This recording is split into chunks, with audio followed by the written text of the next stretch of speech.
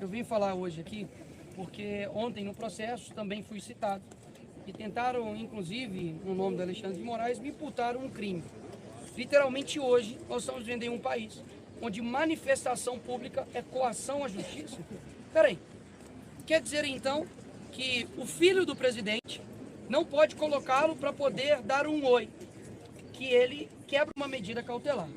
Ou seja, quebrar regras que são injustas é algo que merece a pessoa ficar incomunicável, estar ao mesmo patamar de criminosos.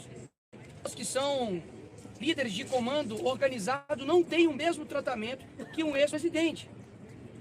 Agora, no caso do Flávio, ele ainda falou.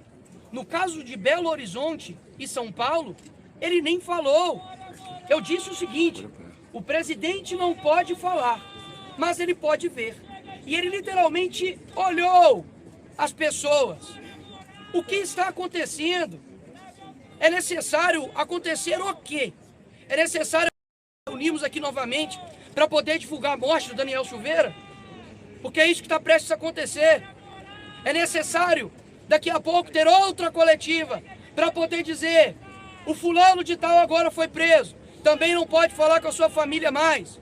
Jornalista agora também não tem mais verdade. Quando vocês irão acordar?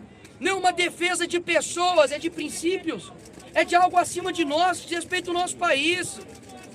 Vocês têm ideia de que somente uma pessoa está decidindo tudo aqui no nosso país? Agora, se vis passem para Belo, se querem paz, prepare-te para a guerra.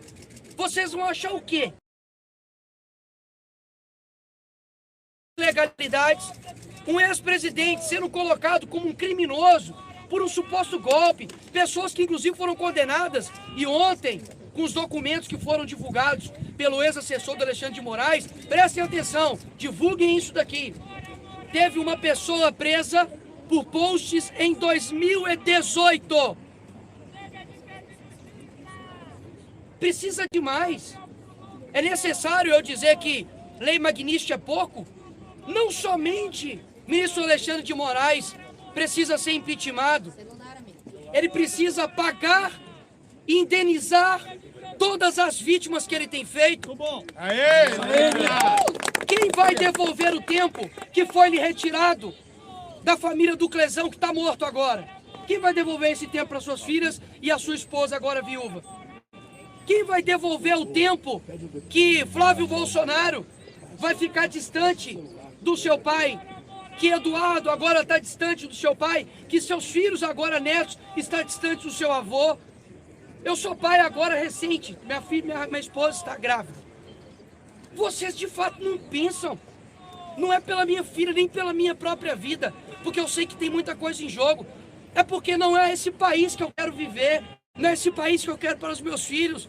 É preciso agora quebrar todo tipo de rótulo, dizer que é pela direita ou pela esquerda. Eu conclamo os demais partidos, mesmo que tenham dito, talvez algum dia eu tenha dito algo contra algum, eu conclamo os senhores para que escrevam uma nova história para esse país, que escrevam uma diretriz diferente para o que a gente está vivendo.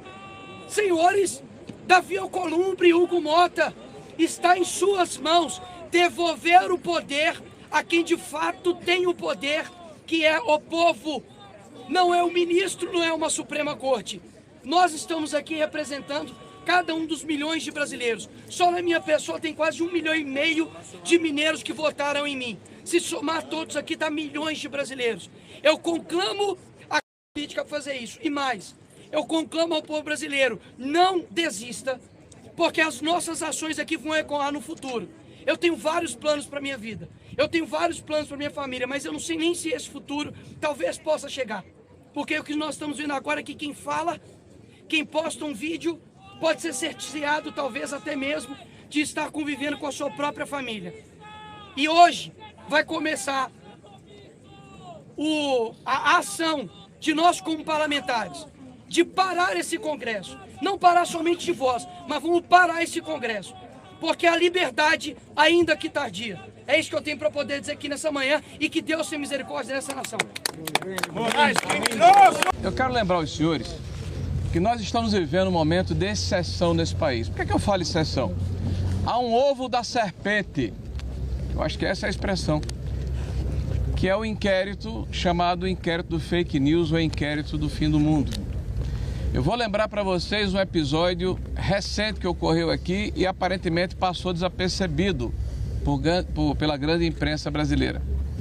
Há 4 ou 5 dias atrás, 2 deputados federais foram à praça pública, a praça que é do povo, a praça que representa a cidadania brasileira, e de uma forma pacífica e ordeira, né? Colocando inclusive um esparadrapo na boca, começaram um protesto contra a falta de liberdade de expressão, o arbítrio e a censura que estabeleceu no país. De 1h30 da manhã, o oficial de justiça que veio retirá-los da praça pública, por ordem do xerife geral do país, que é o senhor ministro Alexandre de Moraes, no âmbito deste inquérito do fake news de 7 anos atrás, que cabe tudo, que tem centenas de outros inquéritos em função do inquérito originário, foi simplesmente o governador do estado do Distrito Federal, o senhor Ibanez. Ibanez foi acordado 1h da manhã pelo ministro Alexandre de Moraes para agir como se oficial de justiça o fosse, certamente amedrontado, coagido, né, para que fizesse um serviço ou uma ação que não lhe cabia. Isso mostra a hipertrofia ou invasão de competência de um poder sobre os demais poderes da República. Isso é muito grave. Esse inquérito vai completar, em março do próximo ano, 7 anos. Tem que fazer um grande bolo de comemoração, porque esse inquérito representa uma ação inquisitorial com tudo que isso representa.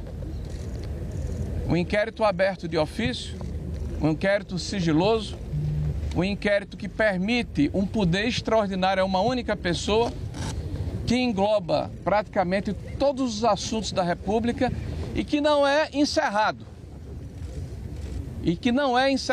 Porque certamente se quer manter este poder que existe sobre a nação brasileira e no próximo ano nós teremos a eleição.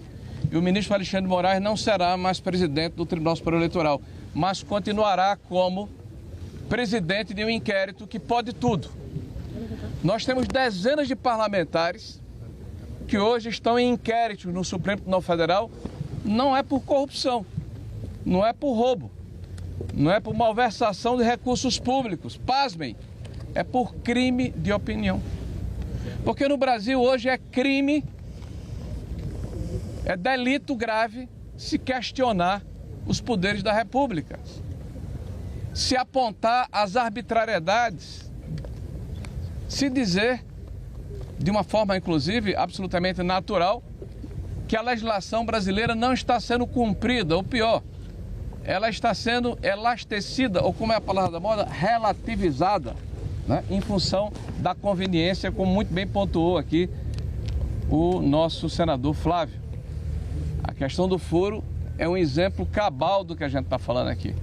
O foro ele foi ampliado e em 23, justamente para que, na nossa opinião, o presidente Bolsonaro fosse alcançado não para um pleno do STF, mas por uma turma. E uma turma que não tem imparcialidade. Nós temos lá, por exemplo, o ministro Flávio Dino, que tem uma ação contra o presidente Bolsonaro. Uma ação. E esse cidadão não se julga impedido. Nós temos um ministro chamado Alexandre de Moraes, que é o condutor do processo, que claramente e notoriamente é adversário do presidente Bolsonaro. E tem dado várias declarações pré-julgando essa ação. Ou seja, nós já sabemos que o jogo está jogado. Então hoje, nós estamos aqui em frente à Casa do Povo, porque quem está aqui foi votado pela população brasileira, ao contrário do juiz Alexandre de Moraes, que não recebeu um único voto para conduzir o destino do país.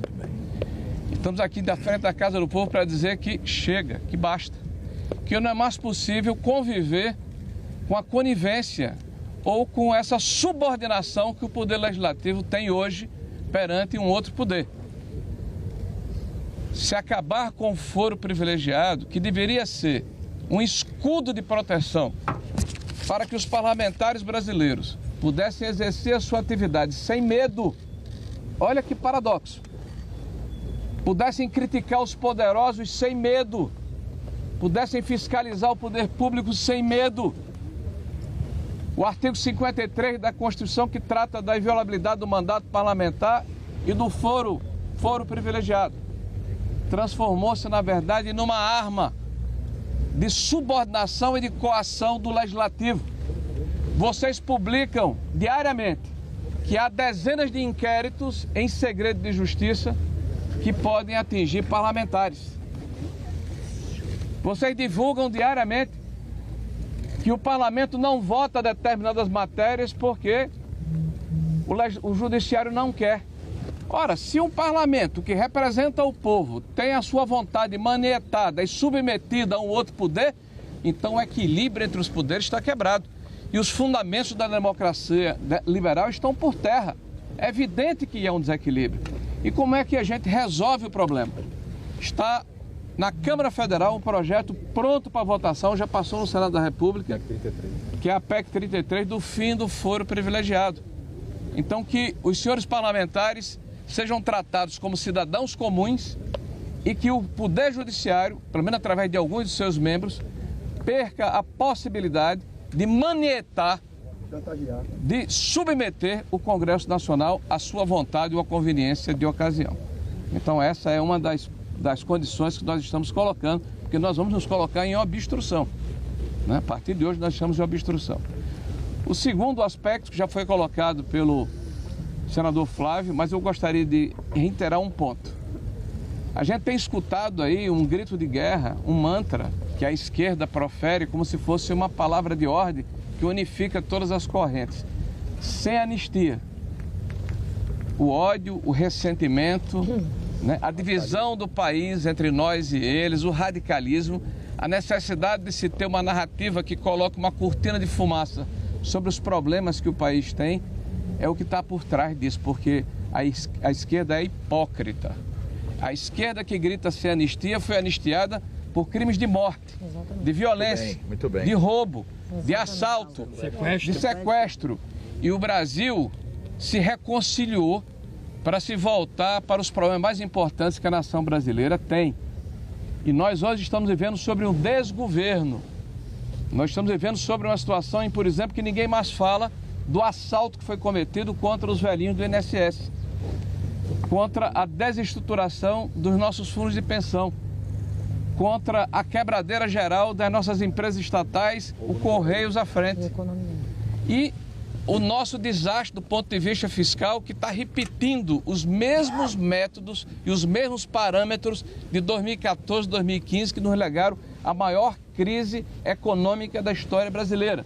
Um governo que gasta sem medidas, que arrecada muito e que está preocupado com o projeto de se perpetuar no poder e não com um projeto de país. Tudo isso está encoberto com uma enorme cortina de fumaça. Então a anistia é importante para que nós possamos nos reconciliar como país e nos debruçarmos sobre os problemas reais que a sociedade brasileira tem. Ontem nós fomos surpreendidos com as tornozeleiras que foram impostas ao senador Marcos Duval. As pessoas poderiam me perguntar: você é solidário ao Marcos Duval? Sou. As palavras do senador Marcos Duval e algumas das suas atitudes não significam que a gente tenha uma adesão integral, mas há uma adesão total e integral à instituição que ele representa. O senador Marcos Duval teve centenas de milhares de votos para estar na posição em que se encontra. Ele volta dos Estados Unidos e as tornozeleiras são colocadas. É evidente que não há risco de fuga, senão ele tinha ficado lá. Então é uma vontade deliberada e clara de se apequenar a atividade parlamentar. Então nós acreditamos que é necessário que essas medidas draconianas que foram impostas ao senador, elas sejam votadas no plenário do Senado. E por fim, o quarto e último item, é necessário urgentemente, para que nós possamos voltar a ser pertinentes, para que a população acredite que de fato o poder legislativo que representa o povo é importante, para que haja de verdade equilíbrio entre os poderes, para que nós possamos resgatar os valores da democracia liberal. É importante que o presidente Davi Alcolumbre entenda É necessário que ele tenha estatura nesse momento e que ele permita a abertura do processo de impedimento por crime de responsabilidade em desfavor do ministro Alexandre de Moraes. Não é possível mais imaginarmos que está havendo uma normalidade no país.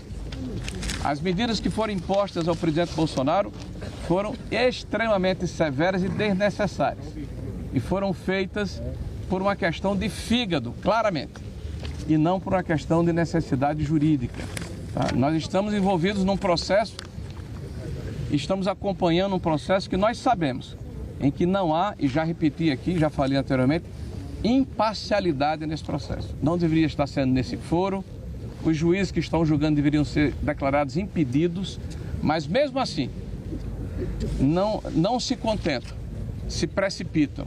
Então, nós esperamos agora que haja ponderação, haja bom senso e que nós possamos implementar as 4 ações que nós estamos colocando aqui para que nós possamos sair desse processo de obstrução. E eu quero anunciar, para concluir, estou aqui ao lado dos líderes da Câmara e do Senado. A Carol está grávida, vai falar primeiro.